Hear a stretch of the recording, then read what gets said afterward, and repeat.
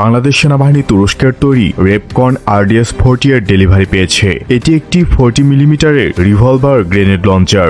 SINT school of infantry and ট্যাকটিক্সে ইতিমধ্যেই এই গ্রেনেড লঞ্চারের টেস্ট ফায়ার সম্পন্ন হয়েছে।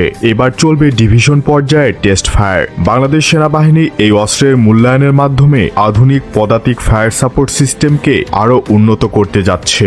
এই গ্রেনেডগুলি নির্দিষ্ট দূরত্বে মাঝ আকাশে বিস্ফোরণের জন্য ইলেকট্রনিকভাবে প্রোগ্রাম করা যায়। এর ফলে সৈন্যরা সরাসরি দৃষ্টিসীমা ছাড়াই আড়াল, বাংকার বা ঘন শহর এলাকার ভেতরের শত্রুদের নিষ্ক্রিয় করতে সক্ষম। এর লঞ্চারে ব্যবহৃত এয়ারব্রাস্ট 40 মিলিমিটার গ্রেনেডগুলো ড্রোন বা ড্রোন ঝাঁকের মতো উদীয়মান যুদ্ধক্ষেত্রের হুমকি মোকাবেলায় অত্যন্ত কার্যকর ভূমিকা পালন করতে পারে। এটি রুশ ইউক্রেন যুদ্ধে ইউক্রেনের সেনাবাহিনী ব্যবহার করছে এবং তারা চমৎকার ফিডব্যাকও পেয়েছে।